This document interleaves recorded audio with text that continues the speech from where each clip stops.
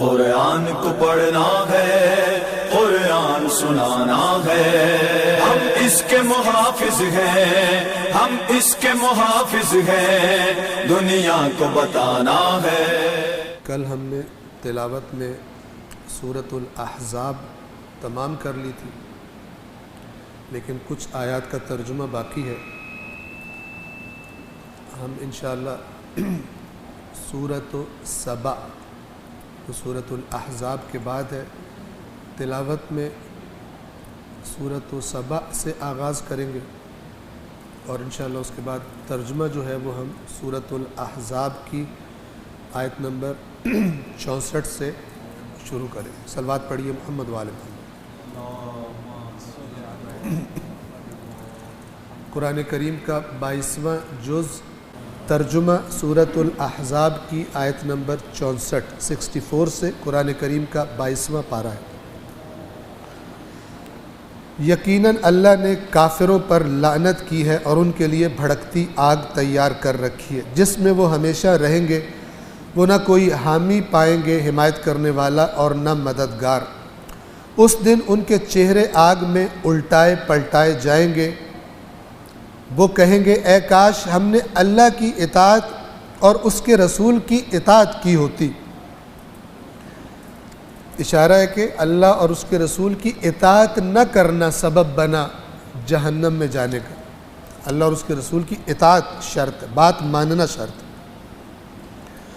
اور وہ کہیں گے ہمارے پروردگار، اے ہمارے پروردگار، ہم نے اپنے سرداروں، یہاں پہ لفظ ہے انا اطعنا سادتنا، سادتنا جمع ہے سید کی، اور سید عربی زبان میں کسے کہتے ہیں؟ لیڈر کو، سردار کو، کہ جو قوم کا رہنما ہوتا ہے اسے لے کر چلتا ہے۔ اور یہ جو مثلا آل رسول کو اور خاندان رسول صلی اللہ علیہ وآلہ وسلم کو بھی سادات کہا گیا، ان کی دینی رہنمائی کی وجہ سے۔ رسول اللہ سب سے بڑے رہنما تھے دین کے، اس لیے سردار انبیاء تھے، سید الانبیاء۔ تو یہ سید کا لفظ کس کے معنی میں ہے؟ سربراہ، سردار، لیڈر، رہنما۔ وَكُبَرَاءَنَا، کبرا کبیر کی جمع ہے، یعنی بڑے۔ بڑوں سے مراد آپ کو اپنی اپنی ٹرمینالوجی ہوتی ہے علاقوں کی، کہیں وڈیرا کہا جاتا ہے، کہیں طاقتور لوگ، با اثر لوگ، یہ وڈیرے ہیں۔ قرآن نے یہ دونوں لفظ استعمال کیے، لیڈر بھی اور با اثر افراد بھی۔ عام طور پر لوگ ان کے اقتدار اور طاقت کی وجہ سے یا ان کے مال اور اثر رسوخ کی وجہ سے لوگ ان کے پیچھے چلتے ہیں۔ اور قرآن نے جو بتایا ہے، اللہ کے نبیوں کا سب سے جو زبردست مخالف طبقہ ہوتا تھا وہ انہی میں سے ہوتا تھا، اور یہ پورا زور لگاتے تھے کہ اپنے مال اور اپنے اقتدار اور اثر کی وجہ سے انبیاء کو ناکام کریں، اور عام عوام کو انبیاء پر تہمتیں لگا کر، پروپیگنڈا کر کے، فضا ان کے خلاف بنا کر ان سے دور کریں اور اپنے پیچھے لگائے رکھیں۔ اب ان آیات میں اور آگے سورہ سبا میں بھی یہی آیات آ رہی ہیں، اور چند جگہوں پر قرآن نے اس بات کی طرف اشارہ کیا ہے کہ لیڈر اور بڑا اپنا دیکھ کر بناؤ۔ لیڈر چننے میں، رہنما چننے میں وہی معیار رکھو کہ جو معیار قرآن نے، اللہ نے بتایا ہے۔ اگر نہیں چنو گے تو ان کے پیچھے چلتے چلتے وہاں پہنچ جاؤ گے جہاں انہوں نے جانا۔ قیامت کے دن فرعون کے بارے میں ہے کہ اپنی قوم کو وہاں بھی لیڈ کر رہا ہوگا، اور لیڈ کرتے کرتے جہنم میں پھینکے گا جا کر، یعنی اپنے گروپ کا فرعون قیامت کے دن بھی لیڈر ہوگا، آگے آگے ہوگا، لفظ ہے قرآن کے، آگے آگے چل رہا ہوگا اور سب کو اپنے ساتھ جہنم میں لے جائے۔ آج بھی وہی ہے۔ اگر ہم نے ایسے افراد کو اپنا لیڈر چنا ہے جن کا دین سے مثلا تعلق ہی کوئی نہیں، خدا کے دین سے ان کو اصلاً دلچسپی کوئی نہیں، تو پھر زمانے کے فرق سے اللہ کا معیار فرق نہیں کرتا۔ اگر کوئی سمجھتا ہے زمانے کے فرق سے دین کے احکام بدل جاتے ہیں، بنیادی احکام جو اصول ہیں، تو وہ وہی آدمی ہے جس کے بارے میں قرآن کہتا ہے کہ جب اس کو ہماری آیات سنائی جاتی ہے تو کہتا ہے یہ پرانے لوگوں کے قصے ہیں۔ قرآن نے کوئی بہانہ چھوڑا نہیں ہے اور یہ قرآن قیامت کے دن گواہ بنے گا کہ یہ اس میں لکھا ہوا تھا، تم کہاں سے باتیں کر رہے ہو، تم نے کہاں سے دین سیکھا تھا، تم کن لوگوں کے پیچھے چل پڑے تھے۔ اور یہ جو سورہ فاتحہ میں غیر المغضوب علیہم ولا الضالین، یہ دو گروپ کون سے؟ ایک مغضوب علیہم، یہ بڑے مجرم ہیں، یہ لیڈر برائی کے، یہ وڈیرے برائی کے، باثر لوگ جو معاشروں میں خرابیوں کو لیڈ کرتے تھے، معاشروں کو اللہ سے دور کرنے میں جن کا کردار تھا، اور ضالین جو ان کے پیچھے چل کے مثال کے طور پہ گمراہ ہو گئے۔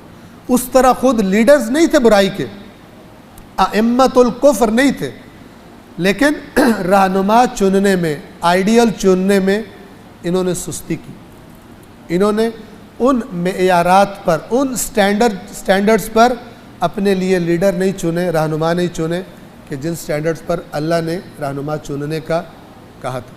پہلا رہنما لَقَدْ كَانَ لَكُمْ فِي رَسُولِ اللَّهِ أُسْوَةٌ حَسَنَةٌ، اور رہنما صِرَاطَ الَّذِينَ أَنْعَمْتَ عَلَيْهِمْ، ان کا راستہ جن پر تو نے اپنا انعام کیا۔ وہ کون لوگ ہیں؟ وہ اللہ نے بتایا، اللہ کے نبی نے بتایا، واضح کر دیا۔ آج کے زمانے میں کن لوگوں کے، کون لوگ ہیں وہ جو اپنے افکار میں، اپنی گفتار میں، اپنے عمل میں سب سے زیادہ ان کے قریب تر؟ اگر لیڈر ہی چننا تو کس کو چنا جائے؟ اس میں اللہ کے ہاں کوئی تکلف نہیں ہے۔ صلوات پڑھیں محمد والے محمد۔ اب آپ دیکھیں کہ جن لیڈرز کے لیے یہ دنیا میں نعرے مارے جا رہے ہوتے ہیں اور دنیا میں ان کے پیچھے چلا جا رہا ہوتا ہے، وہ لیڈرز کے جو خدا الہی لیڈرز نہیں ہیں، ان کے پیچھے چلنے والے اور ان کے لیڈرز قیامت کے دن جب آپس میں دوبارہ ملاقات کریں گے تو وہاں پر منظر کیا ہوگا وہ قرآن مجید نے دکھایا، اور وہ کہیں گے اے پروردگار ہم نے اپنے سرداروں کی اور اپنے بڑوں کی اطاعت کی تھی تو انہوں نے ہمیں راستے سے، صحیح راستے سے ہٹا دیا، گمراہ کر دیا۔ اب اس کے بعد کیا کہیں گے؟ اے پروردگار تو انہیں دگنا عذاب دے، ڈبل عذاب دے ان لیڈروں کو۔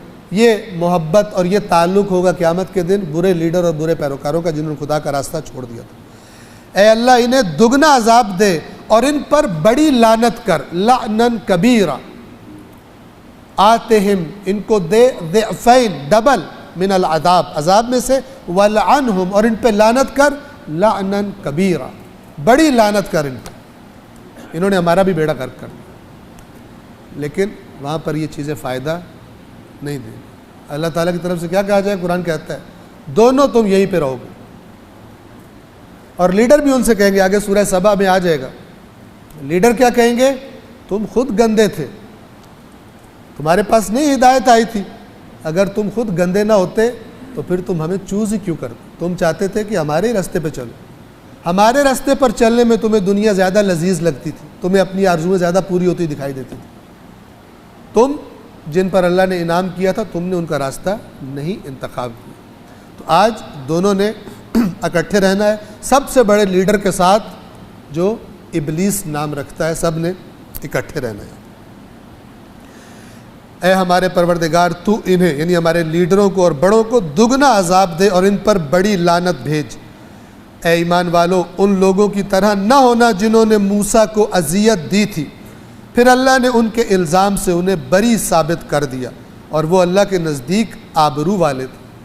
قارون نے روایات کے مطابق ایک بدکار عورت کو پیسے دیے اور اس بدکار عورت سے کہا کہ تم نے لوگوں کے درمیان یہ کہنا ہے کہ موسیٰ نے نعوذ باللہ میرے ساتھ زنا کیا۔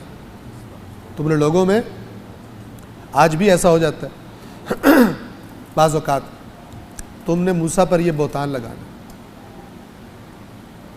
اللہ کے حکم سے عین وقت پر اس عورت نے، یعنی یہ افواہ اڑا دی گئی گویا کہ شہر میں، اور لوگوں نے حضرت موسیٰ کے بارے میں، اللہ کا نبی ہے، اتنے معجزات دیکھ چکے ہیں، پھر بھی دیکھیں یہ جو ہم لوگ آرام سے پروپیگنڈے کی زد میں آتے ہیں اور اٹھا کے خبریں آگے چلا دیتے ہیں، مثلا کتنے یہ لوگ بعض اوقات بڑے گناہ کا ارتکاب کر دیتے ہیں۔ تو اس عورت کو لایا گیا، ابھی عورت کو لاؤ جس کے ساتھ ہوئے وہ گواہی دے۔ قارون نے تو پیسے دیے ہوئے تھے، اور قارون ہے کون؟ بنی اسرائیل کا ہے، یعنی فرعونی قوم کا نہیں ہے، بنی اسرائیل کا ہے۔ لیکن جو گندا ہو وہ گندا ہوتا ہے، چاہے قوم کوئی بھی ہو، چاہے نبی کی قوم ہو چاہے نبی کی قوم نہ ہو، گندا گندا ہوتا ہے، وہ ہر قوم میں جہاں بھی جائے گندا ہی رہتا ہے، مگر یہ کہ خود توبہ کرے، اصلاح کرے اپنی۔ تو جب اس عورت سے گواہی مانگی گئی، اس نے سب کے درمیان کھڑے ہو کر، اللہ نے اس کے دل میں کیا ڈالا، اس کو خوف آ گیا، کہتی ہے کہ یہ جھوٹا الزام ہے، حضرت موسیٰ نے ایسا کوئی کام نہیں کیا۔ کہا کہ اے ایمان والو، تم اللہ کے نبی کو وہ اذیتیں نہ دو۔ یہ کون سا بیک گراؤنڈ ہے؟ احتمالاً یہ وہی بیک گراؤنڈ ہے کہ جو رسول اللہ نے مثلا زید ابن حارثہ کی بیوی سے شادی کی، جو منہ بولا بیٹا تھا، اور لوگ جو ہے وہاں پہ باتیں کر رہے تھے۔ کہا کہ یا یہ الزام نبی پر جو بعض حتیٰ تفسیروں میں موجود ہے کہ رسول اللہ نے زید کے گھر گئے، اس کی بیوی کو دیکھا اور اس کی محبت میں مبتلا ہو گئے، اور اس لیے یہ شادی ہوئی بعد میں۔ یہ اس سب کو رد کرتا ہے کہ جس طرح موسیٰ پہ الزام لگے تھے، اے ایمان والو تم اپنے نبی کو اس طرح تکلیف نہ دو، اس طرح کی باتیں اس کے بارے میں کر کے۔ لہٰذا جو نبی نے یہ شادی کیوں کی، نبی نے جناب یہ کیوں کیا، جو اعتراض کرتا ہے خطرے میں ہے بہت بڑے۔ وہ اللہ تعالیٰ کہہ رہے ہیں کہ جس طرح اللہ نے موسیٰ کو بری کیا تھا، اللہ اپنے نبیوں کو بری کر دیتا۔ وَكَانَ عِنْدَ اللَّهِ وَجِيهًا، یہ وجیہاً وہی لفظ ہے جو آپ دعائے توسل میں کہتے ہیں، یا وجیہاً عند اللہ۔ وجیہ یعنی جو بڑے مقام والا ہے، جو اللہ تعالیٰ کو بہت پسند ہے۔ جناب موسیٰ کے بارے میں فرمایا کہ وَكَانَ عِنْدَ اللَّهِ وَجِيهًا، اور وہ اللہ کے پاس بہت وجیہ تھے، اللہ نے ان کو بری کر دیا اس الزام سے۔ اے ایمان والو اللہ سے ڈرو، تقوی، اتقوا اللہ، اللہ سے ڈرو اور صحیح بات کیا کرو۔ گفتگو میں ہیرا پھیری کرنا، اپنی پارٹی ہے مثلا، اس کی کوئی خرابی ہے، اس کو ہیرا پھیری کر کے چھپا لینا، دوسروں کی بات ہے تو اس کو نمک مرچ لگا کے اور بڑھا دینا، یہ قرآن اس سے منع فرما رہا ہے۔ یا ایھا الذین آمنوا اتقوا اللہ وقولوا قولا سدیدا، قول سدید، اسٹریٹ فارورڈ بات کرو، سیدھی بات کرو، یہ تقوی کی علامت ہے۔ اور اس پر جو اللہ نے انعام رکھا ہے وہ بہت خوبصورت ہے۔ دو انعام رکھے، اگر انسان یہ کرے تو انعام کیا اللہ کی طرف سے؟ پہلا، اللہ تمہارے اعمال کی اصلاح کر دے گا، جو سچا ہے اس کی اصلاح ہو جائے گی۔ کیسے؟ چونکہ انسان خرابیوں کو کیسے چھپاتا ہے؟ جھوٹ بول بول کے۔ اب جب خرابی کرتا ہے اس کو سچ ہی بتانا پڑے، میں نے یہ خرابی کی ہے، ٹھیک ہو جائے گا۔ ایک بندہ آیا اللہ کے نبی کے پاس اور کہا کہ یا رسول اللہ، اسلام کے مثلاً احکام بہت زیادہ ہیں، مجھ سے سب پہ عمل نہیں ہوتا، کوئی ایک بات مجھے کہہ دیں اس پر میں عمل کروں گا، باقی مجھ سے نہیں ہوتا۔ اللہ کے نبی کو شناخت رکھتے تھے لوگوں کی، ورنہ بعض لوگوں کے تو جو بری نیت سے آتے تھے، اللہ کے رسول ان کی ایک بات بھی نہیں مانتے تھے۔ یہ ایسا نہیں تھا، اللہ کے نبی کو پتہ لگ گیا کہ یہ قابل اصلاح ہے، شناخت تھی رسول اللہ کو۔ اللہ کے نبی نے فرمایا کہ پھر ایک بات کہوں گا تو اس پہ پکے رہو گے؟ اس نے فرمایا کہ ایک پر پکا رہوں گا، یہ سب کچھ مجھ سے نہیں ہوتا۔ تو رسول اللہ نے فرمایا سیدھی بات کرنی ہے، سچ بولنا ہے تمہیں۔ اس نے کہا یہ کوئی مسئلہ ہی کوئی نہیں، بات سچ کروں گا، باقی مجھ سے نہیں ہوتا۔ یہ اس نے کر لیا۔ اب آہستہ آہستہ وہ ہر جگہ پر پھنسنا شروع ہو گیا۔ رسول اللہ پوچھتے تھے مثلاً کہاں پر، اب اس کو بتانا پڑتا تھا، اگر کسی خراب جگہ پہ گیا تھا یا کوئی خراب حرکت کی تھی، پوچھا آج صبح سے لے کے شام تک تم نے کیا کیا کیا ہے، اب چونکہ لیکن اپنی بات کا پابند تھا۔ جھوٹا ہوتا کیسے اصلاح ہوتی، یہ قرآن کہنا چاہتا۔ سچ کا پابند ہو گیا، آہستہ آہستہ ساری باتیں چھوڑ دی اور غلط باتیں چھوڑ دی اور ساری اچھی باتیں اس نے اپنا لی۔ تو یہ اللہ تعالیٰ یہاں پہ فرما رہا ہے کہ اللہ تمہارے اعمال کی اصلاح فرما دے گا، آئندہ جو گزشتہ میں ہو گیا، اللہ فرماتا ہے کہ اس بات صحیح کرنے کی وجہ سے اللہ تمہارے سابقہ خطائیں بھی مغفرت کر دے گا۔ یہ کتنی زبردست بات ہے، قول سدید۔ لیکن جو ٹیڑے ہوتے ہیں وہ اپنی جھوٹی باتیں، اپنی غلط باتیں، اپنے فراڈ چکر دے دے کے ہی ان کی طبیعت کا، ان کی شخصیت کا حصہ بن جاتا ہے، اور وہ پھر یہ کام کرتے رہتے ہیں۔ اللہ تمہارے اعمال کی اصلاح فرمائے گا اور تمہارے گناہ معاف فرمائے گا، اور جس نے اللہ اور اس کے رسول کی اطاعت کی پس اس نے عظیم کامیابی حاصل کر لی۔ یعنی یہ اصل کامیابی یہ بھی اللہ اور اس کے رسول کی اطاعت ہے کہ بات سیدھی کرو۔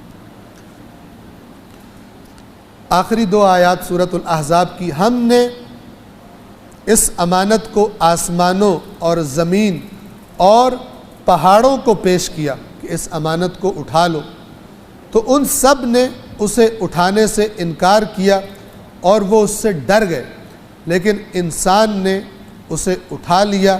انسان یقیناً بڑا ظالم اور نادان ہے۔ تاکہ یہ امانت کس لیے تھی؟ یہ دوسری آیت اس پہلی کے معنی کو کچھ واضح کر دیتی ہے اور مکمل واضح کر دیتی ہے، انسان غور کرے تو ہم آپ کی خدمت میں عرض بھی کر دیں۔ یہ امانت کیا تھی؟ تاکہ، یہ تاکہ کیا بتا رہا ہے؟ سبب بتا رہا ہے، تاکہ اس امانت دینے کے بعد کیا کرے؟ تاکہ اللہ منافق مردوں اور منافق عورتوں کو اور مشرک مردوں اور مشرکہ عورتوں کو عذاب دے، اور اللہ مومن مردوں اور مومنہ عورتوں کی مغفرت کر دے، ان پر رحمت کرے، اور اللہ بڑا بخشنے والا، مغفرت کرنے والا اور رحیم ہے۔ رحیم یعنی جو خصوصی رحمتوں کے حقدار ہے۔ اس امانت سے کیا مراد ہے؟ روایات میں آیا اس سے ہدایت مراد ہے، اللہ کی خلافت مراد ہے، امانت ولایت مراد ہے۔ یہ سب کچھ جمع ہے ایک ہی چیز میں، کہ خدا نے اپنی آزمائش کے لیے تمام مخلوقات کو یہ امانت پیش کی۔ کسی مخلوق میں گویا یہ قابلیت نہیں تھی کہ وہ اس امانت کو اٹھا سکے۔ یہ صلاحیت اٹھانے والا کس میں صلاحیت تھی؟ فقط انسان میں، اور انسان نے اس امانت کو قبول کیا، خدا کی اس آزمائش کو۔ اسے آپ خدا کا دین کہیں، اسے آپ خدا کی ولایت کہیں، اسے آپ خدا کی خلافت کہیں اس زمین پر۔ یہ فقط اس مقام کے لیے فرشتے بھی گویا کہ صلاحیت نہیں رکھتے تھے، نہ آسمان، نہ زمین، نہ پہاڑ۔ یہ نام اس لیے کہ پہاڑ مضبوطی کی علامت ہے۔ سورۃ الحشر کی اواخر میں آیت ہے کہ اگر ہم اس قرآن کو پہاڑ پر نازل کرتے تو وہ پہاڑ بھی ریزہ ریزہ ہو جاتا، اتنی بھاری امانت تھی۔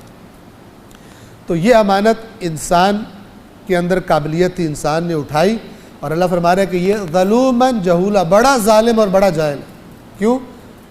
انسانوں کو دیکھتے ہوئے کہ کتنی عظیم امانت تمہارے پاس ہے اور تم زندگیاں کیسی گزارتے ہو، کتنے ظالم ہو، کتنے جاہل ہو، اس امانت کے بارے میں تم پتہ کرنے کی کوشش ہی نہیں کرتے، اس کو جانے بغیر زندگیاں گزار دیتے ہو۔ خدا نے کیا امانت تمہارے کندھوں پر لا دی ہے؟ کیا خدا کا حق ہے تمہاری گردنوں پر؟ کس لیے خدا نے تمہیں بنایا اور دنیا میں بھیجا ہے؟ یہ امانت۔ اس لیے کائنات خلق ہوئی ہے تاکہ دیکھا جائے، لِيَبْلُوَكُمْ أَيُّكُمْ أَحْسَنُ عَمَلًا، تاکہ آزمائے تم میں سے بہتر عمل کون کرتا ہے۔ وَمَا خَلَقْتُ الْجِنَّ وَالْإِنسَ إِلَّا لِيَعْبُدُونَ، تاکہ اللہ آزمائے اس کی عبادت کون کرتا ہے۔ سب کا معنی ایک ہی ہے، الفاظ کچھ نہ کچھ معنی کے اعتبار سے مختلف ہیں، معنی ایک ہی، اور واضح ہو جاتا ہے اس آیت سے۔ تاکہ خدا کیا کرے؟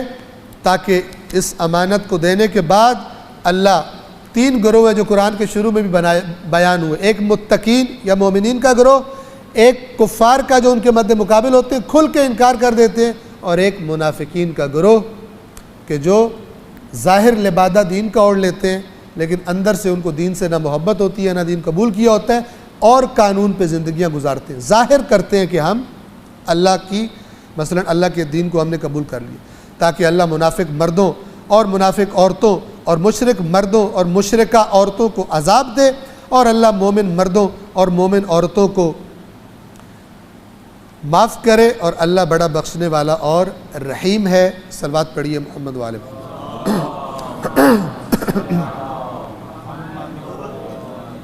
سورۃ الاحزاب الحمدللہ یہاں پر تمام ہوتی ہے، یہ مدینہ میں نازل ہوئی تھی۔ اگلی جو سورہ ہے سورۃ السبا، یہ مکہ میں نازل ہوئی ہے، اور سبا ایک قوم کا نام ہے کہ جن پر اللہ نے بڑی نعمتیں کی تھی، اس کا تذکرہ آئے گا۔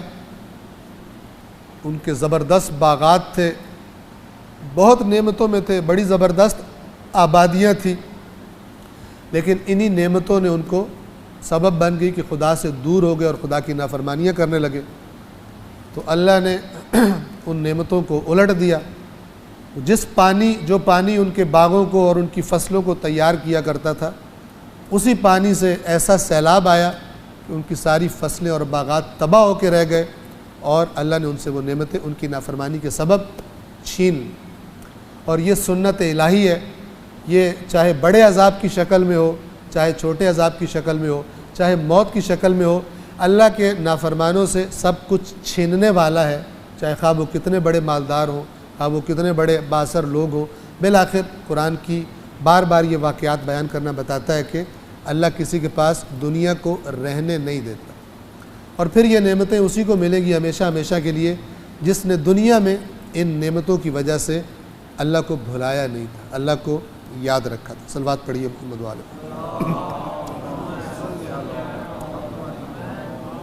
22واں جز ہے قرآن کا، سورۃ سبا، جو مکہ میں نازل ہوئی۔ رحمان و رحیم اللہ کے نام سے، تمام حمد اس اللہ کے لیے ہے جو آسمانوں اور زمین کی ہر چیز کا مالک ہے۔ اور یہاں پر یاد رکھیے کہ جو عربی کے لفظ ہیں ان کا ترجمہ یہ ہے کہ بس وہی مالک، صرف وہ مالک ہے، اس کی ملکیت میں کوئی پارٹنر نہیں ہے اس کا۔ شریک کا معنی کیا ہوتا ہے یاد رکھیے، شریک کا معنی ہوتا ہے پارٹنر، اور سادہ مثال دوں، جیسے بزنس پارٹنر ہوتا ہے، وہ کیا ہوتا ہے؟ آپ کے بزنس پارٹنر کا کیا ہوتا ہے؟ جوائنٹ اکاؤنٹ ہوتا ہے۔ تو آپ کوئی پیسہ اس اکاؤنٹ سے ادھر ادھر نہیں کر سکتے جب تک آپ کا دوسرا پارٹنر بھی اس پہ سائن نہ کر دے، یہ ہوتا ہے پارٹنر۔ اللہ فرماتا ہے کہ اس آسمان و زمین اور اس کائنات میں اور ہر چیز میں کوئی میرا پارٹنر نہیں ہے کہ جس کے سائن کے بغیر میں کچھ کر نہ سکوں۔ برعکس ہے، میرے سائن کے بغیر کوئی کچھ نہیں کر سکتا۔ من ذا الذی یشفع عندہ الا باذنہ، کون ہے کہ جو اس کی اجازت کے بغیر کسی کی سفارش بھی کر سکے، بات بھی کر سکے۔ یہ ہے توحید پروردگار کہ جس کی بنیاد پر دین اسلام کی یعنی بنا اور عمارت کھڑی ہوتی ہے، شروع ہوتی ہے۔ تمام حمد اس اللہ کے لیے ہے جو آسمانوں اور زمین کی ہر چیز کا مالک ہے، اور آخرت میں بھی ساری کی ساری حمد اسی کے لیے مخصوص ہے، اور وہ بڑا حکمت والا اور خوب باخبر ہے۔ جو کچھ زمین کے اندر داخل ہوتا ہے اسے بھی جانتا ہے، اور جو کچھ زمین سے نکلتا ہے اسے بھی جانتا ہے۔ آپ تصور کر لیں، ایک ایک قطرہ جو مثلا زمین پہ گرتا ہے، یا ایک ایک ایٹم یا ایک ایک مولیکیول یا کچھ بھی جو زمین کے اندر داخل ہوتا ہے، اور زمین کے اندر سے جو کچھ اگتا ہے، جو پودے نکلتے ہیں، جو جراثیم نکلتے ہیں، جو ہمیں دکھائی دیتے ہیں، جو دکھائی نہیں دیتے، سب کچھ جانتا ہے۔ زمین میں داخل ہونے والی چیزیں اور زمین سے نکلنے والی چیزیں اس جانتا ہے۔ جو کچھ آسمان سے اترتا ہے اور جو کچھ آسمان کی طرف بلند ہوتا ہے، سب کو اللہ جانتا ہے، اور وہ رحیم اور مغفرت کرنے والا ہے۔ یہ کیا کہہ رہا ہے؟ اللہ کو سب کچھ پتہ ہے، تمہاری حرکتیں کیا اس کے پاس آ رہی ہیں، لیکن خدا غفور ہے، خدا رحیم ہے، فوراً تمہاری پکڑ نہیں کرتا، اور تیار ہے جب بھی توبہ کرو تمہارا سب کچھ بخشنے کے لیے۔ لیکن جانتا وہ سب کچھ ہے، نہ سمجھنا کہ اللہ کو پتہ نہیں چلا کہ میں نے مثلا کیا سوچا ہے اور کیا کیا ہے۔ اور کافر کہتے ہیں ہم پر قیامت نہیں آئے گی، ہمارا حساب کتاب نہیں ہونا، یعنی جس کو حساب کتاب کا خیال نہیں ہے اس کے اندر جراثیم ہے کفر کی، وہ پھر اپنی مرضی کرے گا، ظاہر ہے۔ اور کفار کہتے ہیں قیامت ہم پر نہیں آئے گی، اے رسول کہہ دیجئے میرے غیب کا علم رکھنے والے رب کی قسم وہ ضرور تم پر آ کر رہے گی، آئے گی تم پر، تمہارا حساب کتاب ہونا ہے۔ اور پھر وہ جو کہا کہ وَرَبِّ بلا وَرَبِّ، ہاں آئے گی میرے رب کی قسم جو عالم غیب ہے، پھر مزید اس عالم غیب کے بارے میں اور تاکید کے لیے وضاحت فرمائی کہ وہ عالم غیب کون ہے، میرا رب کون ہے۔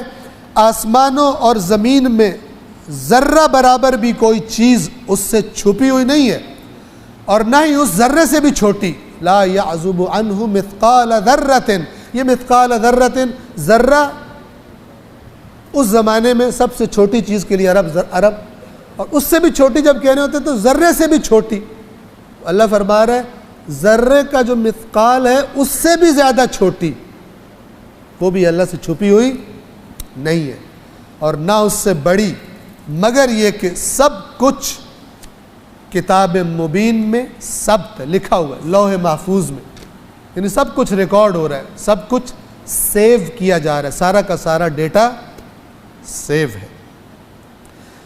کس لیے سیو ہو رہا ہے؟ تاکہ اللہ ایمان لانے والوں اور نیک عمل انجام دینے والوں کو جزا دے۔ یہی وہ لوگ ہیں جن کے لیے اللہ کی مغفرت اور رزق کریم ہے۔ رزق کریم یعنی جو بڑی عزت سے عطا کیا جائے گا، عطا کرنے والوں کو احساس عزت ہوگا اس عطا سے۔ عام طور پر جو دنیا میں لوگ دیتے ہیں، انسانوں کو عطا کرتے ہیں، انسان تھوڑا سا نیچے لگ جاتا ہے، اپنے اندر احساس ذلت فیل کرتا ہے۔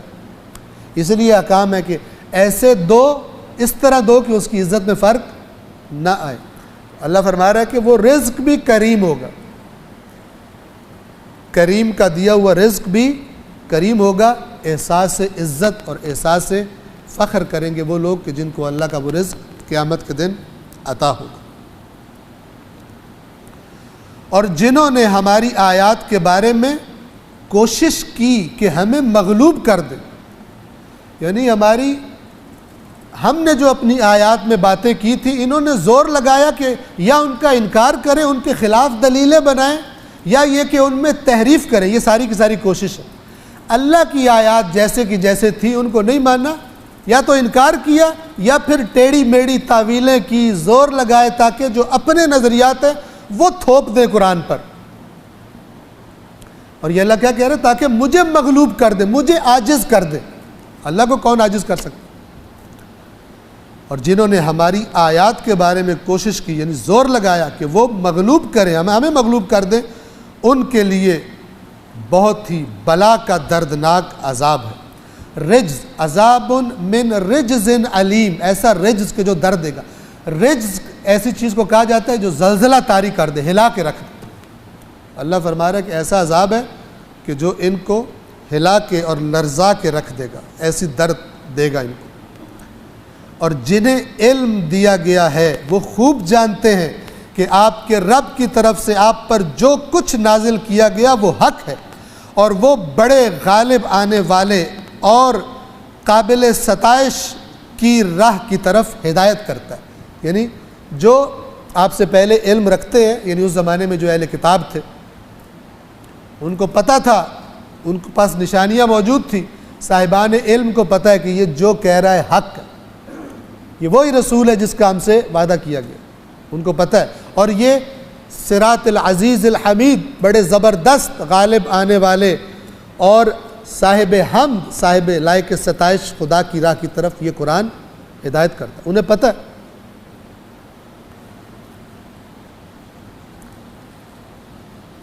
اور کافر کہتے ہیں، اب کفار کا پروپیگنڈا سنیں کہ جو رسول اللہ خلاف کر رہے ہیں، جو صاحبان علم ہے انہیں پتہ ہے یہ حق ہے، جو اس کا انکار کر رہے ہیں جان بوجھ کر، وہ کیا پروپیگنڈا کر رہے ہیں؟ کیا ہم تمہیں ایک ایسے آدمی کا پتہ بتائیں جو تمہیں یہ خبر دیتا ہے کہ جب تم مکمل طور پر پارا پارا ہو کر ختم ہو جاؤ گے، کچھ بھی تمہارا نہیں رہے گا، یعنی تم قبر میں گئے، اس کے بعد مٹی بن گئے، ہڈیاں بھی تمہاری زمین کے اندر چلی گئیں، تمہیں ایک ایسا بندہ بتائیں جو کہہ رہا ہے دوبارہ تم زندہ کیے جاؤ گے۔ نعوذ باللہ، یعنی ایسی لغو نعوذ باللہ باتیں کرتا، تمہیں ایک ایسے بندے کا، یہ پروپیگنڈا ہے تاکہ بات ہی رسول اللہ کی ایسے پہنچائی جائے کہ بات ہی غلط ہے۔ ایک دفعہ کہ یوں کہے کہ ایک بندہ آیا ہے جو کہتا ہے کہ مرنے کے بعد دوبارہ زندہ ہوگا، اس کی باتوں میں غور کرو، اگر ایسا ہوا تو پھر تو پھنس جائیں گے۔ ایک ہے یہ بات کہنے کا انداز، لیکن ایک نیگیٹو بندہ کیسے پروپیگنڈا کرتا ہے؟ صحیح بات کو بھی غلط بات کے طور پر، یعنی سٹارٹ یہاں سے کرتا ہے۔ تم نے ایک بیہودہ بات سنی ہے، تم نے ایک بے عقلی کی بات سنی ہے، تو پھر جو گندے لیڈروں کو پیروکار تو کہتے ہیں جی بتائیے کون سی غلط بات ہے؟ وہ کہہ رہا ہے کہ جب تم مر جاؤ گے، مٹی ہو جاؤ گے، پھر تم دوبارہ اٹھائے جاؤ گے، جب تمہارا کچھ بھی نہیں بچے گا پھر دوبارہ اٹھائے جاؤ گے۔ اور دلیل بھی دیتے، ہمارے جو باپ دادا مر گئے، کبھی تم نے دیکھا دوبارہ کوئی واپس آیا؟ اور یہ جو پہلے بھی جو نبی آئے تھے، تم نے مثلا دیکھا ہے کہ قیامت آ رہی ہے، قیامت آ رہی ہے، قیامت آ رہی ہے؟ کسی کو دیکھا قیامت میں کوئی دوبارہ اٹھ کے آیا؟ یہ پروپیگنڈا، اسے کہتے ہیں پروپیگنڈا، صحیح بات کو بھی غلط تناظر میں پیش کرنا۔ جیسے آج کل ماشاءاللہ سوشل میڈیا پر چلتا ہے، کسی بندے کی بات کی دم بھی کاٹ دی، سر بھی کاٹ دیا، بیچ سے بات لگا دی اور کہا دیکھو کیسی گندی باتیں کر رہا ہے. ہو سکتا ہے وہ کسی غلط کال کو کوٹ کر رہا ہو, کہہ رہا ہو کہ فلان بندے نے یہ غلط بات کی ہے, یہاں سے کاٹ دو, اس غلط بات کو چلا دو, اور اس کے بعد بھی وہ کہے کہ یہ بات غلط ہے, اسے بھی کاٹ دو, بیچ والی بات کو ڈال دو. یہ پروپیگنڈسٹ ہوتے ہیں. اور یہ قرآن صفات بتاتا ہے گندوں کی, چاہے وہ اپنے آپ کو شیعہ کیوں نہ کہتا ہو. آج کل مثلا اگر میں ایک جماعت کا ہوں, دوسرا کسی اور جماعت کا ہے, تو ایک دوسرے کے لیڈروں کی خوب گت بناؤ, خوب پروپیگنڈے کرو, خوب جھوٹا کہو اس کو, چاہے اس میں ویلیوز اسلام کی جو اقدار ہیں وہ پامال ہی کیوں نہ ہو جائے. اور لہذا وہ کاٹ کے کرتے ہیں, سیاق کو سباق سے ہٹا کے باتیں کرتے یہ تو کتنی غلط بات کر. اور لوگ بھی عوام کیسے ہوتے ہیں, لوگ کہتے اوئے ہوئے ہوئے بڑا گندا آدمی, اس نے یہ بات کر دی. عقل سے کام نہیں. یہ اب دیکھیں ایک حق جو قرآن کی بات ہے کہ جب تم مر جاؤ گے اس کے بعد تمہیں دوبارہ اٹھایا جائے گا. اللہ تمہاری انگلیوں کے فنگر پرنٹس بھی دوبارہ ویسے ہی بنا دے گا, تمہاری ہڈیوں کو بھی دوبارہ ویسے ہی جوڑ دے گا. یہ حق بات ہے. لیکن جو پروپیگنڈا مشینری ہے وہ کیا کر رہی ہے, تم نے ایک نئی بے وقوفی کی بات سنی, تم نے ایک بے عقلی کی بات سنی ہے, بندہ بتائے تم, یعنی پہلا امپریشن ہی پروپیگنڈے سے غلط ڈالو. یہ تاکید اس لیے کر رہا ہوں تاکہ پتہ چلے کہ ہم نے پروپیگنڈے پہ نہیں چلنا. پروپیگنڈے والوں نے کہا تھا علی مسجد میں کیا کرنے گیا تھا, یہ پروپیگنڈے کی زد میں آئے ہوئے تھے, یہ اس زمانے کے میڈیا کی زد میں آئے ہوئے تھے. کتنا بڑا دھوکہ کھایا انہوں نے. علی کا مسجد سے کیا تعلق, یا وہ کہ جو کئی سال ہر سال مولا کائنات کو برا بھلا ممبروں سے برا بھلا کہتے رہے, یا وہ اندھے کے جو نیچے بیٹھ کے واہ واہ کرتے رہے, داد دیتے رہے ان کو. کتنے بڑے اندھے تھے, سمجھ رہے تھے ثواب مل رہا ہے, علی سے برات کرنے کا ثواب مل رہا ہے. یہ ہوتا ہے پروپیگنڈا, اور یہ ہوتا ہے پروپیگنڈے کے زد میں آنے والے. آج بھی پبلک کی یہی حال ہے, اپنی بنیادیں ہی نہیں ہیں. جدھر کی آواز چلی ادھر چل پڑے, پھر دوسری طرف کی آواز چلی ادھر چل پڑے. ساری زندگی ایک مضبوط ستون ان کو حاصل نہیں ہوتا. یہ کفار کا. اور کفار کہتے ہیں کیا ہم تمہیں ایک ایسے آدمی کا پتہ بتائیں جو تمہیں یہ خبر دیتا ہے کہ جب تم مکمل طور پر پارا پارا ریزہ ریزہ ہو جاؤ گے تو تم یقیناً, یہ یقیناً میں بھی طنز ہے, یعنی اپنے جھوٹ کو کہہ رہے یقیناً. یہ پروپیگنڈے والا یہ کرتا ہے. تو یقیناً تم لوگ نئی خلقت پاؤ گے. اگلا پروپیگنڈا, تاکہ کسی کو شک بھی پڑے تو چیک کرنے کا, اس نے اللہ پر جھوٹ باندھا ہے. یعنی وہ کہہ رہے ہیں میں اللہ کا نمائندہ ہوں, تو وہ والی جڑ بھی کاٹو, پروپیگنڈا کرو ہم اللہ کو نہیں مانتے, ہم اللہ نہیں کرتے. اللہ پہ جھوٹ باندھا ہے اس نے, تاکہ پبلک کہ اچھا اللہ پہ جھوٹ باندھا ہے. یہ ہوتا ہے پروپیگنڈا. یعنی جس کا نمائندہ بننے کا رسول اللہ کہہ رہے ہیں, کہے کہ اس کا نمائندہ بھی نہیں ہے, اللہ پہ جھوٹ بول رہا ہے. اس نے اللہ پر جھوٹ افترا کیا, یا تو اللہ پہ جھوٹ باندھا ہے اس نے, چونکہ ہم تو اللہ کو مانتے ہیں, اور یا یہ دیوانہ ہے, نعوذ باللہ, یہ جنون کی بیماری میں مبتلا ہے. مجنون جسے کہا جاتا ہے, ام بھی جنہ, جسے ہم عام طور پہ کہتے ہیں جن پڑھ گئے. یہ جن اور جنون یہ ایک ہی چیز ہے, ٹھیک ہے. اس کا روٹ میننگ کیا ہے, اس کا روٹ میننگ ہے چھپانے کا ہے. جن کو اس لیے جن کہتے ہیں کیونکہ وہ چھپا ہوتا ہے, ٹھیک ہے. جنون کو اس لیے جنون کہتے ہیں کہ وہ انسان کی عقل کو چھپا لیتا ہے. کہتے ہیں یہ جنونی سا آدمی ہے, یعنی عقل مند نہیں ہے, وہ یا عقل نیچے چلی گئی, وہ بیماری اوپر رہ گئی, اس کا اثر ہے. مجنون کہتے ہیں جس کو جنون ہو گیا ہو. افترا علی اللہ کذبا ام بہ جنہ, یعنی اب دیکھیں غور کیجئے گا, عوام کو کیا کہا جا رہا ہے کہ دو میں سے ایک بات ہے, تاکہ تیسری بات کی طرف ان کی توجہ ہی نہ جائے کہ یہ بات ٹھیک بھی ہو سکتی ہے. کہتے ہیں ہم نے بہت غور کیا ہے, یا تو یہ خدا پہ جھوٹ بول رہا ہے, بڑا تیز ہے, بڑا چلاک ہے, تمہیں گمراہ کرنا چاہتا ہے, اور اگر یہ چلاک نہیں ہے تو پھر پاگل ہے, نعوذ باللہ من ذالک, یہ دیوانہ ہے. تاکہ عوام کہ اسی دونوں میں کھیلتی رہے, یا اللہ کا نبی نعوذ باللہ جھوٹ بول رہا ہے یا کچھ ہو گیا ہے. تو یہ پروپیگنڈا والے پرانے زمانے سے چلے آ رہے ہیں, نسل در نسل تشابہت قلوبہم، ان کے دل صفات ملتی جلتی ہیں، ان کی باتیں. کذالک قال الذین من قبلہم مثل قولہم، اللہ فرماتا ہے اسی طرح کی بات ان سے پہلے بھی کرتے تھے، بالکل یہی والی بات. تشابہت قلوبہم، ان کے دل آپس میں ملتے جلتے، ان کی گندگی، ان کی صفات آپس میں ملتی جلتی ہے، پروپیگنڈا کرتے ہیں. صلوات پڑھیے محمد والے.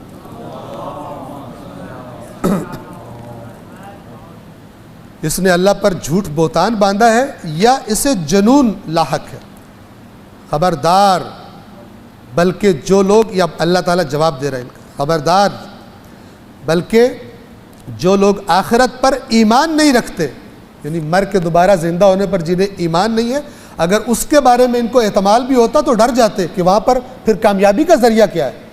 یہ جو ایسا کر رہے ہیں یہ کون ہے؟ بلکہ جو لوگ آخرت پر ایمان نہیں رکھتے وہ لوگ عذاب میں اور گہری گمراہی میں مبتلا، یعنی آج بھی عذاب میں ہے، اگرچہ دنیا کے ڈھیر لگے، آج بھی عذاب کی گرفت میں ہے اور گہری کھلی پرلد بعید، دلال البعید، بڑی دور کی گمراہی میں ہے، جلدی جلدی واپس آنے کی بھی امید نہیں ہے. کیا انہوں نے اپنے آگے اور اپنے پیچھے آسمان اور زمین کو نہیں دیکھا؟ اتنی وسیع کائنات اللہ کی، اندھے ہو گئے؟ انہوں نے نہیں دیکھا؟ اگر ہم چاہیں تو انہیں زمین میں دھسا دیں یا آسمان سے ان پر ٹکڑے برسا دیں، جیسے بعض قوموں پر آسمان سے پتھر برسے اور بعض قوموں کو زمین میں اللہ نے دھسا دیا. یقیناً اس میں اللہ کی طرف رجوع کرنے والے ہر بندے کے لیے نشانی ہے. لکل عبد منیب، منیب یعنی پلٹنے والا، لوٹنے والا، جو اپنے پروردگار کی طرف جانا چاہتا ہے اس کے لیے نشانی ہے کہ ہمارے نبی کی باتیں حق ہے، نہ کہ دین کے خلاف ہونے والا پروپیگنڈا حق ہے. صلوات پڑھیے محمد والے محمد. آیت نمبر 10 سے تذکرہ شروع ہو رہا ہے حضرت داؤد اور ان کے بیٹے حضرت سلیمان کا، کہ جن کو اللہ تبارک و تعالی نے دنیاوی اعتبار سے بھی حکومتیں عطا کی تھی، اور حضرت سلیمان کی حکومت تو ایسی تھی کہ اللہ نے کسی کو عطا نہیں. اور یقیناً ہم نے داؤد کو اپنی طرف سے فضیلت دی تھی. اے پہاڑوں، اس کے ساتھ خوش الحانی کرو. اوبی معہو یعنی جو تسبیح داؤد کرے تم اس کے ساتھ ساتھ رپیٹ کرو. جب حضرت داؤد تسبیح کرتے تھے تو پہاڑ اور پرندے ان کے ساتھ تسبیح کرتے تھے، اور پرندوں کو بھی یہی حکم دیا، اور ہم نے لوہے کو ان کے لیے نرم کر دیا تھا. حضرت داؤد زرہ بناتے تھے. انوینشن پہلی دفعہ زرہ جو انوینٹ کی ہے وہ حضرت داؤد علیہ السلام نے کی، تاکہ تم زرہیں بناؤ. اب ذرا دیکھیے یہاں پر کوالٹی کنٹرول، کہ زریں بنانا ہے لیکن کہہ سکتے تھے زریں بناؤ اور آگے چل پڑتے. یہ بھی دین ہے کہ جو چیز بنا رہے ہو اس کو کوالٹی کے اعتبار سے بھی زبردست ہونا چاہیے، یہ بھی دین ہے.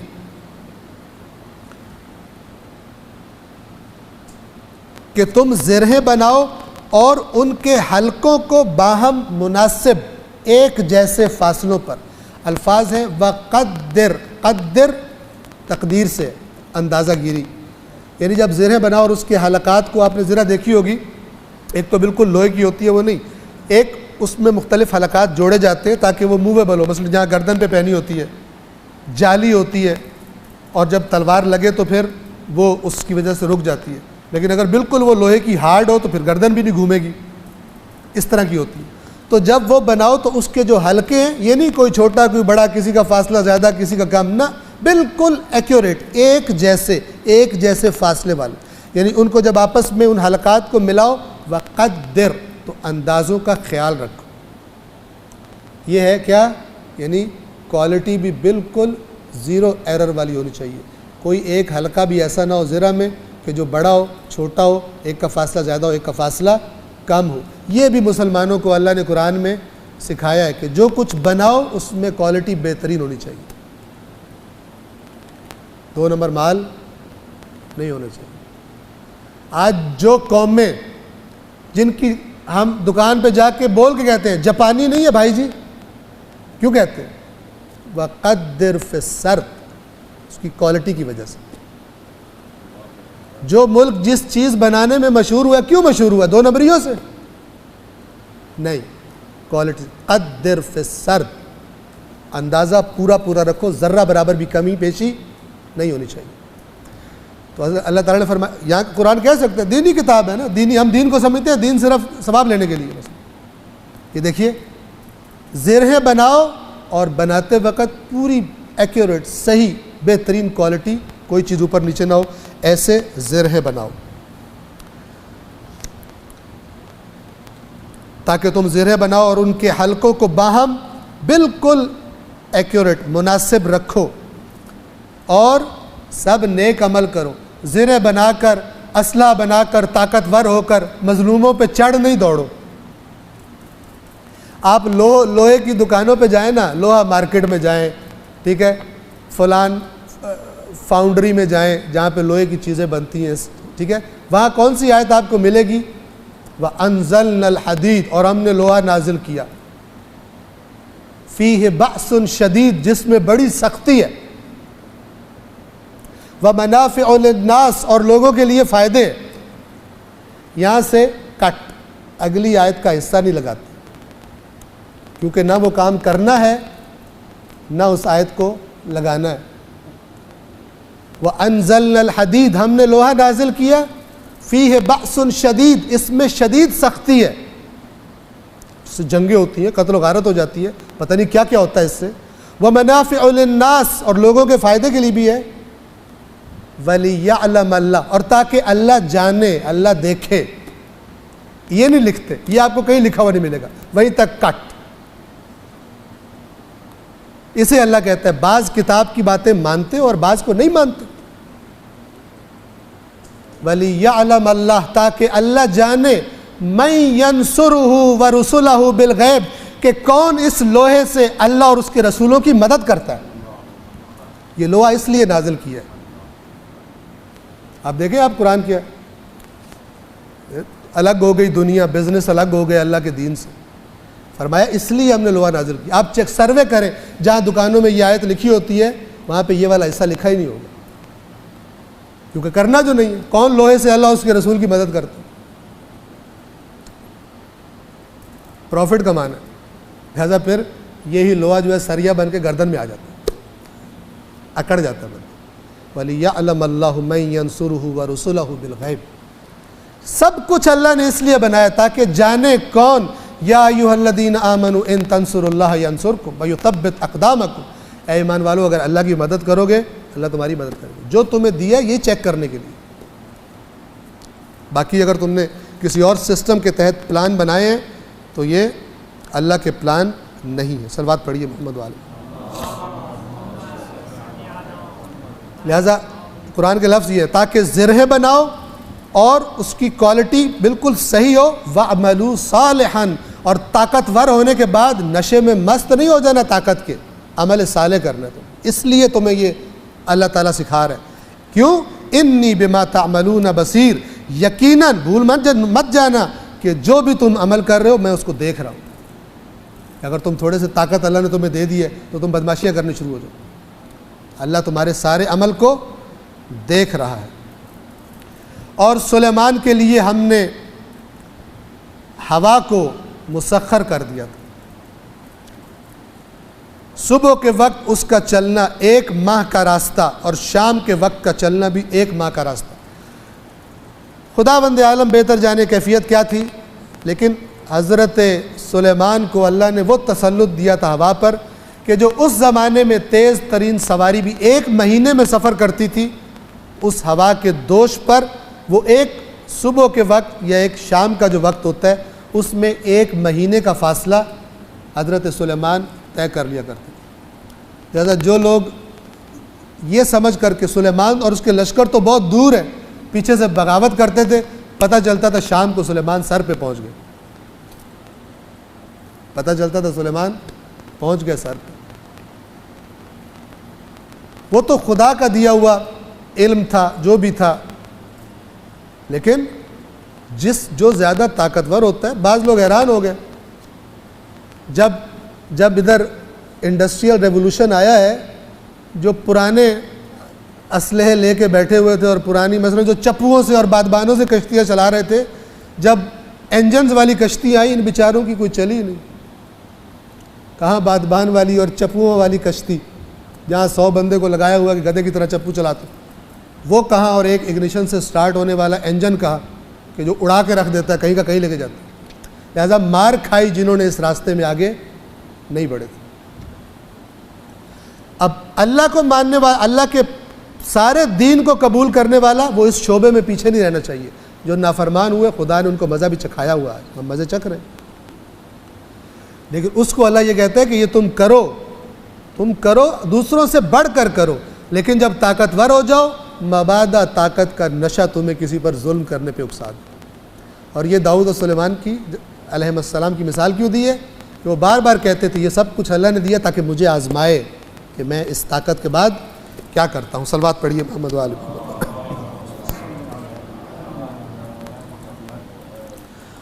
اور سلیمان کے لیے ہوا کو مسخر کر دیا، صبح کے وقت اس کا چلنا 1 ماہ کا راستہ اور شام کے وقت کا چلنا بھی 1 ماہ کا راستہ ہوتا تھا، اور ہم نے اس کے لیے تانبے کا چشمہ بہا دیا، یعنی تانبے کو بھی میلٹ کر دیا اس کو۔ اور جنوں میں سے بعض ایسے تھے جو اپنے رب کی اجازت سے سلیمان کے آگے کام کرتے تھے، اور ان میں سے جو ہمارے حکم سے انحراف کرتا ہم اسے بھڑکتی ہوئی آگ کے عذاب کا ذائقہ چکھاتے۔ یعنی سلیمان کے بھی جو کچھ کنٹرول میں تھا، اصل کنٹرولر کون ہے؟ اللہ ہے۔ قرآن بار بار کہتا ہے اللہ اللہ اللہ، اور ہماری زبانوں پر بھی ہونا چاہیے۔ جب کوئی نعمت ملے کہنا چاہیے اللہ نے دی، اصل دینے والا وہی ہے۔ جو بھی ہمارے حکم سے انحراف کرتا ہم اسے بھڑکتی ہوئی آگ کے عذاب کا ذائقہ چکھاتے۔ سلیمان جو چاہتے یہ جنات ان کے لیے بنا دیتے تھے، بڑی بڑی عمارات، یعنی بڑی بڑی عمارات کہ جن کا شوق ہوتا ہے عام طور پر، ٹھیک ہے نا، جن کے پاس پیسہ ہو ان کا تو میری عمارت سب سے اونچی ہونی چاہیے۔ ایک پنجاب میں پوٹھوار سائڈ پر علاقہ ہے، وہاں پر کچھ عرصہ میں رہنے کا موقع ملا ایک مدرسے میں، تو وہاں پر بتاتے تھے وہاں پر اکثر لوگ باہر گئے ہوئے تھے، انگلینڈ ہے کوئی، مثلا امریکہ گیا ہوا ہے، تو بڑی زبردست بڑی بڑی کوٹھیاں، لیکن اندر رہنے والا کوئی چوکیدار کوئی بزرگ رہ رہے تھے، کیونکہ اصل جو تھے وہ باہر تھے۔ وہاں لوگوں نے بتایا کہ وہ جو یہاں کے اس علاقے کے بندے جو باہر گئے وہ مقابلہ کرتے ہیں۔ ایک بندہ آتا کہتا ہے ایسی کوٹھی بناؤں گا کہ اتنی اونچی کوٹھی کسی کی بھی نہیں، جب وہ بنا لیتا ہے دوسرا کہتا ہے کہ ایسی کی تیسی، اب میں اٹھاؤں گا تو میں دیکھتا ہوں مجھ سے، لہٰذا مقابلے میں اٹھا رہے ہو۔ تو بہرحال یہ بڑی بڑی عمارتیں، اگرچہ حضرت سلیمان جو بناتے تو بڑی بڑی عبادت گاہیں تھیں، جنات ان کے حکم سے بڑی بڑی عمارتیں بناتے تھے۔ بڑی عمارتیں بنانا اگر صحیح پرپس کے لیے ہو تو غلط نہیں ہے، لیکن بڑی عمارتیں بنانا کہ بعد میں کیا کوئی مقابلے میں لے کر آئے تمہاری جھونپڑیاں میرے پیلس کا کام مقابلہ کرتی ہیں۔ پھر سلیمان جو چاہتے یہ جنات ان کے لیے بنا دیتے تھے، بڑی بڑی مقدس عمارات، یعنی عبادت گاہیں، گیدرنگ کے لیے، اجتماع کے لیے بڑے بڑے ہال، کلبز نہیں بنواتے تھے۔ ابھی یہاں پر تو مثلا بڑے بڑے شاندار کلبز بنوائے جاتے ہیں تاکہ راتیں وہاں پہ جا کے رنگین کی جا سکے۔ مجسمے، یہ مجسمے بت پرستی کے لیے نہیں تھے، مجسمے مثلا یعنی یہ ساری ڈیکوریشن ہے شہر کو خوبصورت بنانے کے لیے، مثلا آرٹیفیشل درخت، آرٹیفیشل فلان چیزیں بنائی ہوئی، کوئی اندر جائے تو آپ کو پتہ ہے ملکہ سبا آئی تھی، پڑھ چکے ہم ماہ رمضان میں، وہ قوم سبا کی جب ملکہ آئی تو وہ دیکھ دیکھ کے حیران ہو رہی تھی اور اتنا زبردست فرش بنا ہوا تھا کہ وہ سمجھی پانی ہے. اس نے اپنا جو لباس تھا وہ ذرا اوپر چڑھا لیا اور پھر قدم رکھا. تو حضرت سلیمان نے کہا کہ نہیں، یہ پانی نہیں ہے، یہ ہماری ٹائلز ہیں مثلا، اپنے لفظوں میں کہہ رہا ہوں. وہ بیچاری اس کا دماغ گھوم گیا کہ میں اب پتہ نہیں کیا سمجھتی تھی اپنے آپ کو، اور یہ جو نہ دین رہا نہ ہمارے پاس اور نہ دنیا رہی، وہ امپورٹڈ ٹائلز، اسپینش ٹائلز، فلانے فانوس، تیرے صوفے ہیں افرنگی، تیرے قالی ہیں ایرانی، لہو مجھ کو رلاتی ہے جوانوں کی تن آسانی. ٹھیک ہے نا، امپورٹڈ، کاش ایکسپورٹڈ ہوتے. صلوات پڑھیے محمد وعلم.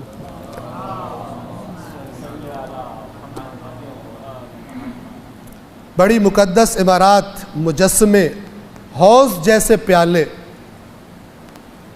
شربت بنتے ہوں گے، اتنے زیادہ لوگ آتے ہوں گے، مہمان ہوتے ہوں گے، کیا ہوتے ہوں گے، بڑے بڑے اتنے بڑے بڑے حوض جیسے پیالے بنائے جاتے جہاں پہ لوگ آ کے مثلا پانی پی سکیں، مشروب پی سکیں وہاں سے. اور زمین میں گڑی ہوئی دیگیں، ڈشیں بناتے تھے بڑی بڑی کہ جو زمین میں گڑی ہوتی تھی جا بھی نہیں سکتی تھی ادھر ادھر. اتنا بڑا انتظام ہوتا تھا لوگوں کے کھانے پینے کا. شان تھی.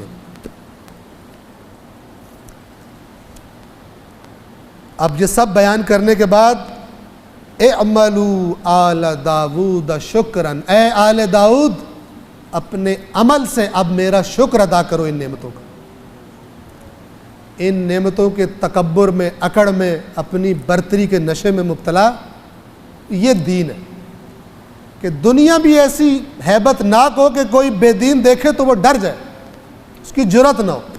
یا سورہ انفال میں گزرا، اسلحہ تمہارا ایسا ہو، تیاری تمہاری ایسی ہو کہ کسی کو خیال ہی نہ آئے کہ ان کے ساتھ جنگ کی جا سکتی، وہی دبک جائیں. برعکس ہو گیا، برعکس ہو گیا.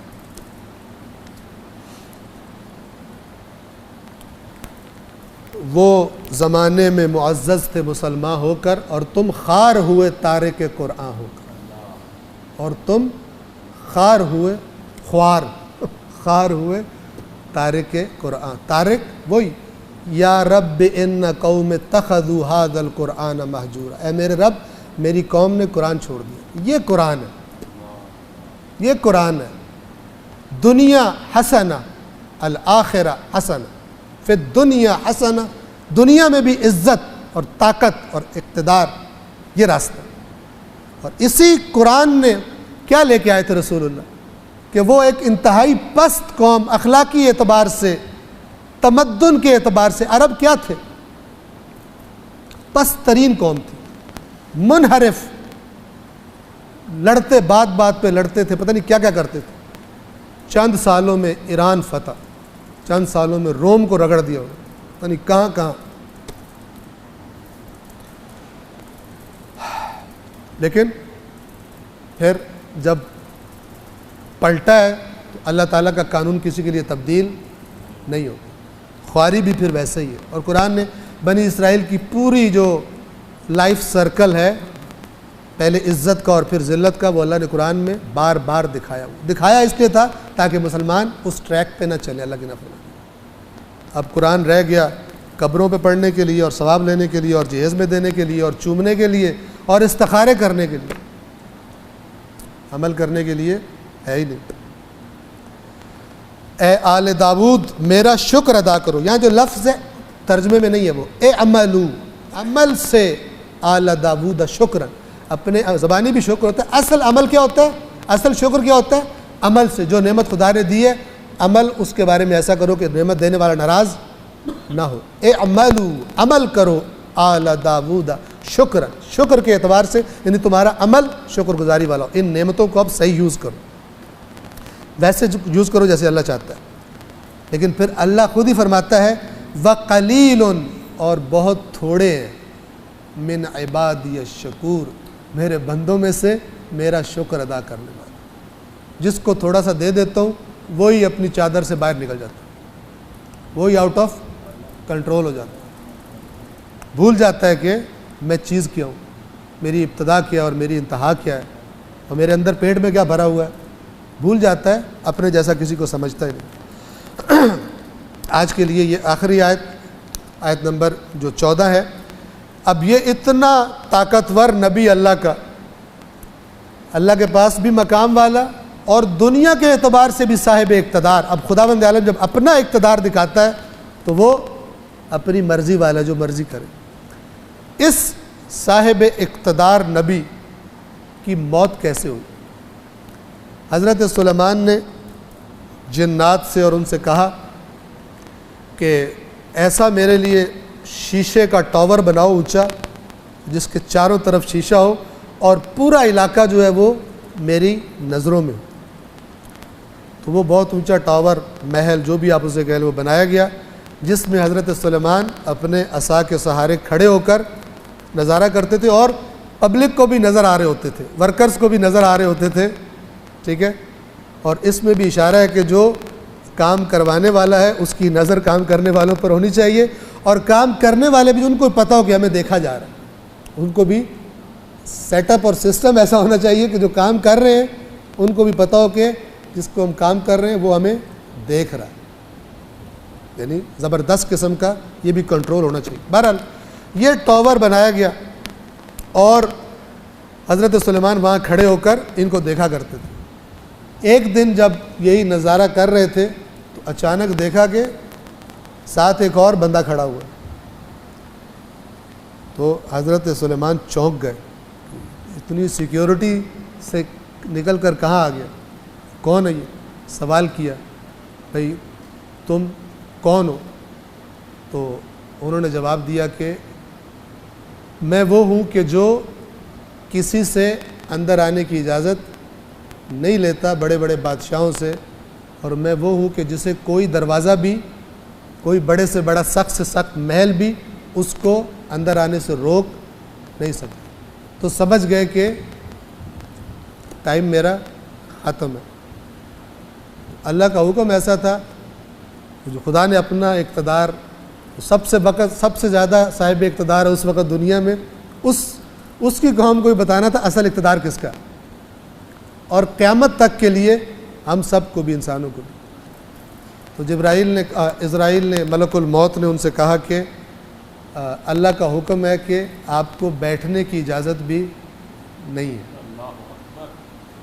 آپ کو اپنی پوزیشن چینج کرنے کی اجازت بھی نہیں ہے. تو وہیں کھڑے کھڑے حضرت سلیمان کی روح کو قبض کر لیا. اور اس کے بعد اب وہ کیسے بنا ہوا تھا، عصا تھا، کیا طریقہ تھا، خدا بہتر جانے. جان نکل گئی، حضرت سلیمان ویسے ہی کھڑے رہے. اور کچھ عرصے کے بعد خدا نے حکم دیا، دیمک، ایک یعنی معمولی ترین کیڑا کے جو عام طور پہ دکھائی بھی نہیں دیتا، اس دیمک نے نیچے سے عصا کو کھانا شروع کیا اور حضرت سلیمان گرے زمین پر، اس فرش پر یا جس پر. جب وہ گرے تو قرآن کہتا ہے کہ تب جنات اور ان سب کو پتہ چلا کہ یہ تو پتہ نہیں کب سے چلے گئے اور ہم ایسے ہی مزدوری کرنے میں لگے ہوئے. اور یہاں پر خدا نے وہی بتایا جو سمجھتے ہیں کہ جناب فلانے کے پاس جن ہے تو وہ علم غیب لے کر آئے گا اور آئندہ کی خبریں دے گا، اس میں ان کی لغویات کا بھی جواب ہے اللہ کی طرف سے. توجہ فرمائیں. پھر جب ہم نے سلیمان کی موت کا فیصلہ کر دیا تو ان جنات کو سلیمان کی موت کی بات کسی نے نہ بتائی سوائے زمین پر چلنے والی دیمک کے. اتنے طاقتور جن، نیوز کا وسیلہ کون بنا؟ دیمک، عصا کا چاٹے جانا. جو یہ سمجھتا ہے کہ فلانے پیر صاحب کے پاس جن ہے اور وہ علم غیب کے پتہ نہیں کیا لے کے آتے ہیں، اور یہ فلان، اگر علم غیب ہوتا ہے نا تو یہ جو پاکستان میں بانڈ نکلتے ہیں صرف پیروں کے نکلتے ہیں، کسی اور کا نکلتا ہی نہ. ٹھیک ہے نا؟ یہ جو بانڈ نکلتے ہیں تو جنوں کو نہیں پتہ ہوتا کہ بانڈ کا کون سا نمبر آنے والا ہے. لغویات. اللہ کے دین کو، قرآن کو چھوڑ کر، محکم دین کو چھوڑ کر جن پکڑنے نکلے ہوئے. سبحان اللہ. سیرت رسول میں آپ نے دیکھا ہے کہ رسول پاک پتہ چلا ہو کہ ادھر سے لشکر آ رہا ہے کافروں کا، رسول اللہ جنوں کو بلا رہے ہیں، چلا کر رہے ہو کہ جن آ جائے. لغویات، بیہودہ پیر پرستی، پتہ نہیں کیا کیا فسق و فجور کرتے ہیں یہ پیر. پھر جب ہم نے سلیمان کی موت کا فیصلہ کیا تو ان جنات کو سلیمان کی موت کی بات کسی نے نہ بتائی سوائے زمین پر چلنے والی دیمک کے جو ان کے عصا کو کھا رہی تھی۔ پھر جب سلیمان زمین پر گرے تو جنوں کو یہ پتہ چلا، بات واضح ہوئی۔ کیا بات؟ اب اللہ کی بات سنیں کہ اگر وہ غیب جانتے ہوتے تو اس ذلت والے عذاب میں مبتلا نہ رہتے۔ یعنی وہ جو ذلیل ہو رہا ہے غیب نہ جاننے کی وجہ سے آج مسلمان، یہ قرآن ہے، اس کے مقابلے میں جو بھی بات کرتا ہے بیہودہ اور بدبخت ترین انسان ہے اور جاہل ترین انسان ہے، اور اس کی سزا ہے کہ وہ پیروں کے پیر چاٹے اور ان کی تھوکیں اپنے منہ پہ برداشت کرے۔ آپ کو پتہ ہے پیروں کی رسمیں عجیب عجیب ہیں، بعض پیر اپنے مریدوں کے منہ پہ تھوکتے ہیں برکت کے لیے۔ آپ حالت دیکھیے، پاکستان کے بعض کرپٹ ترین فاسق بدکار، جن کی بدکاری دنیا میں ضرب المثل ہے، دنیا میں مشہور ہے کرپشن میں، ان کے بھی یہاں پاکستان میں پیر ہے، وہ بھی پیروں پہ حاضری دیتے ہیں۔ اس پیر اندھے سے کوئی کہے کہ تو اگر خدا کا نمائندہ ہے تو اس سے بول کہ مت کر کرپشن، بےزتی کر اس کی، وہیں پر مت کر کرپشن، اس کو دعا دے رہا اللہ کرے آپ الیکشن جیت جائیں۔ تمہاری ایسی کی تیسی خدا کے دین کو، دین کے نام پر تم نے کتنا گندا کیا، اور اس جاہل عوام کو کہ جو قرآن نہیں پڑھتی اور صحیح دین سے آگاہ نہیں ہے، ان کو تم نے دین کے نام پر خراب کیا ہوا۔ اگر تم خدا کے نمائندے ہوتے تو جرت ہی نہیں ہوتی اللہ کے نافرمانوں کو کہ تمہارے پاس آ کے وہ کرے، تم سے دعائیں لیں۔ ابھی آپ نے دیکھا تھا یہ کچھ عرصہ پہلے جناب ڈیل ہو رہی ہے فلان سیاسی پارٹی کی فلانے پیر کے ساتھ، وہ پیچھے ڈیل کی ہو رہی ہے 2 کروڑ لے لے ڈیل ہوگی، روحانیت کا سودا ہو گیا 2 کروڑ میں، آپ مجھ سے بہتر جانتے ہیں۔ پھر پتہ چلا وہ سیاستدان تو ایک نمبر، وہ تو کرپٹ ابلیس کا بچہ ہوتا ہے، اس نے آ کر کیا کیا، ڈیل کروا لی، وہ دھرنا ختم کروا لیا، بعد میں اس نے کہا کہ کوئی 2 کروڑ نہیں۔ اب پھر جناب پیر صاحب پھر دھرنا دے رہے ہیں، 2 کروڑ پہ دھرنا ختم، وعدے پر 2 کروڑ۔ کاش اس 2 کروڑ کے وعدے سے زیادہ اللہ کے وعدے پر ہمیں یقین ہوتا۔ پروردگار عالم سے دعا ہے، پروردگار بحق کے قرآن کریم، بحق کے محمد و آل محمد، ہم سب کو حقیقی دین جو تو نے قرآن مجید میں بیان فرمایا اور جو محمد و آل محمد نے بیان فرمایا، پروردگار اس دین کی معرفت ہم سب کو عطا فرما، اور خرافات سے اور لغویات اور بیہودہ باتوں سے جو خلاف قرآن ہے ان سے اگر ہمارے اندر آ گئی ہیں، ان سے نجات پانے کی، قرآن و محمد و آل محمد کے صدقے میں اور ان کے وسیلے سے ان سے نجات پانے کی ہمیں توفیق عطا فرما۔ اللہم صلی علی محمد و آل محمد۔